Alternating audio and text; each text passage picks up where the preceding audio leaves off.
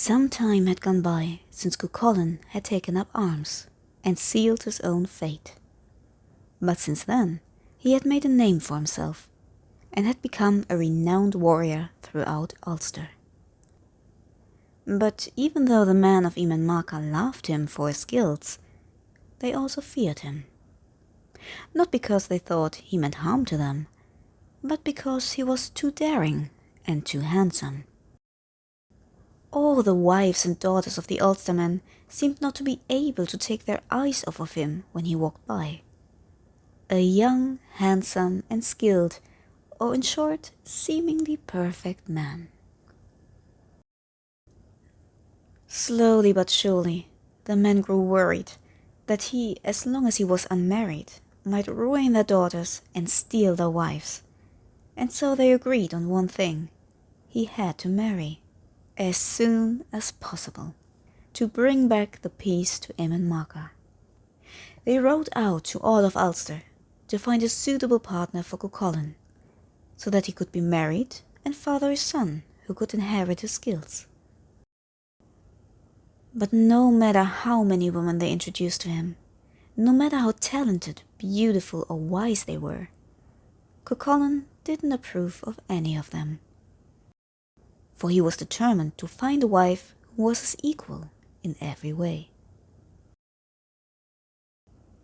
Months went by until Cuchulainn finally heard of a woman that might fulfill his expectations. Emer, the daughter of Forgal Monarch, from a place called the Gardens of Lugh. She possessed the 6 virtues that made a woman perfect: chastity, wisdom, beauty, sweet speech, a soft voice, and a talent for needlework. Perfect and equal to Cuchulainn in every way that mattered. He was intrigued and couldn't wait to meet her. He took his friend Laik, and together they set out for the court of Forgal to pay Emer a visit. When they arrived, they found her speaking to her maids and teaching them needlework. Cuchulainn approached her, and as soon as Emer saw him, she was sure to have the most handsome man in all of Ireland in front of her eyes. But when he started to speak, his friend Laik was confused. Cuchulainn spoke in a peculiar way. He seemed to use code words and to speak in riddles that made no sense at all. Laik already thought him mad, when Emer began to smile and to reply in the same peculiar manner. Laik scratched his head. Those two seemed to be the only one knowing what they were talking about. Everyone else around them couldn't make any sense of it.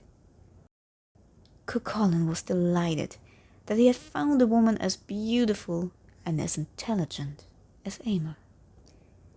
The mad talk went on for a while, and while Laik didn't understand the words, he was able to tell that both of them felt at ease with each other. They truly were each other's equals. Suddenly, Cuchulainn couldn't help but look at Emer's chest and remark that his eyes had the gaze on the most beautiful resting place.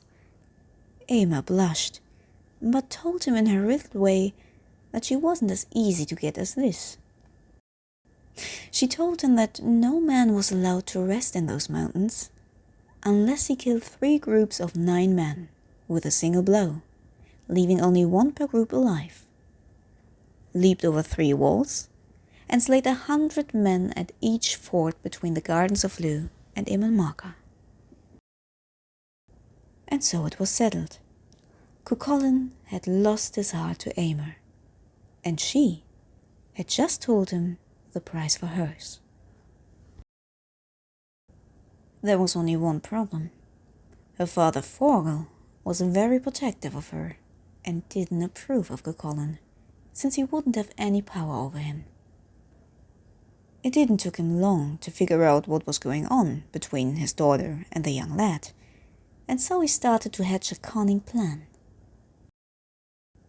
The next time he was at the court of Croa Magnesa, Cuchulainn's uncle, he expressed his surprise that a promising warrior like Cuchulainn didn't take the chance to go to Alba, Scotland, to train under the finest warrior under the sun, the great Scar. He loudly assumed that Cuchulainn wasn't talented enough for such a training after all. As you can imagine, Cuchulainn fell right into his trap and agreed to go to Alba to search for Scar and to become the greatest warrior of all time, and to marry Eomer upon his return. Thorgil was delighted. This most dangerous trip would most likely be Cuchulainn's death, for the way bore many dangers, and the training with Scar herself was so hard that not everybody survived it. And should he survive the way and the training, he still could die at the hand of Scar's foe, the mighty warrior Aoife.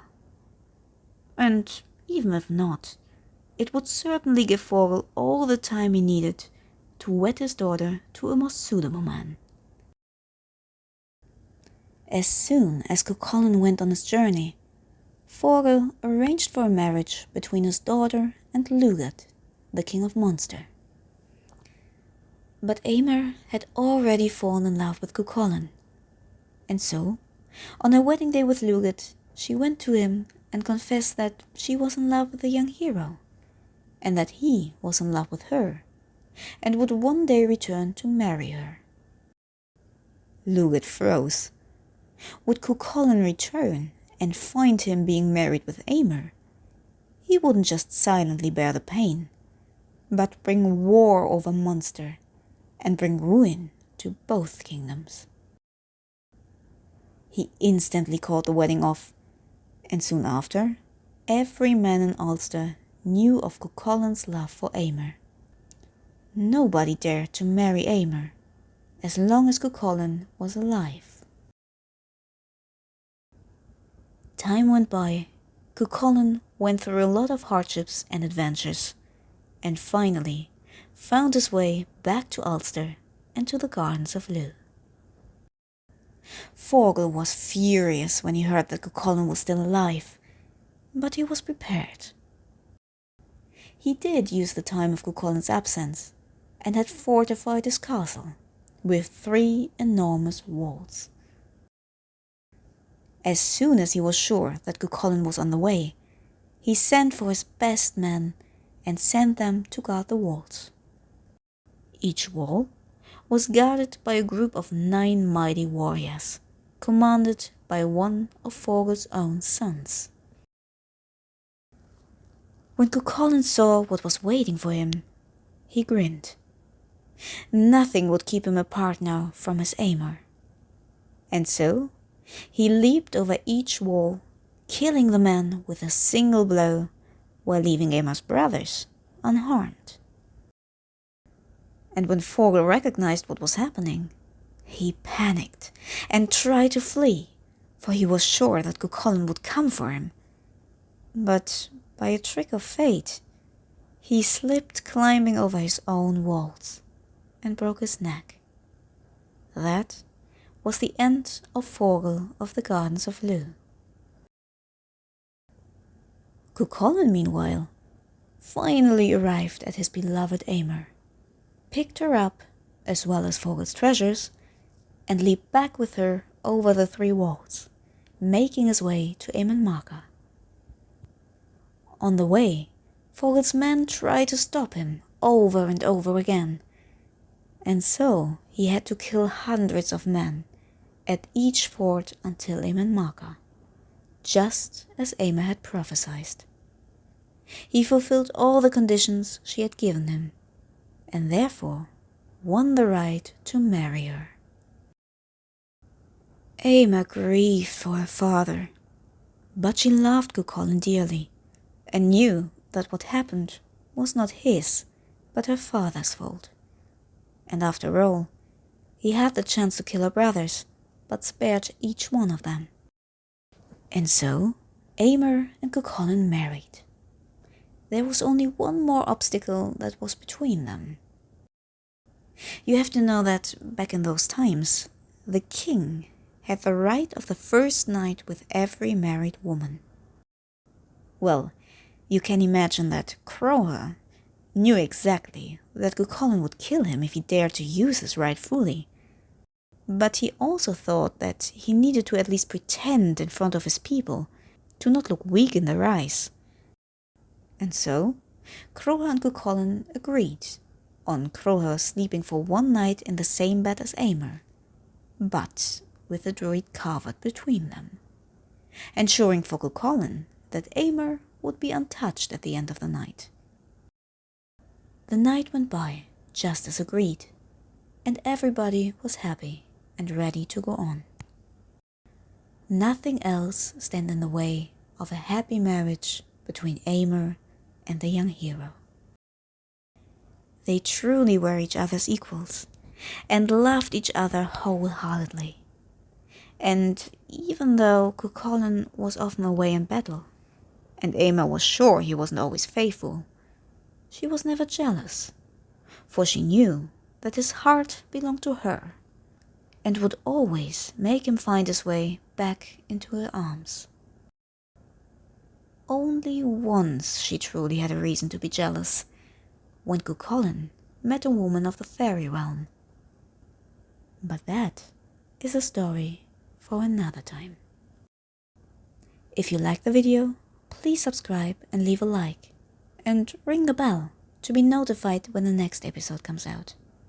See you next time. Slan slan!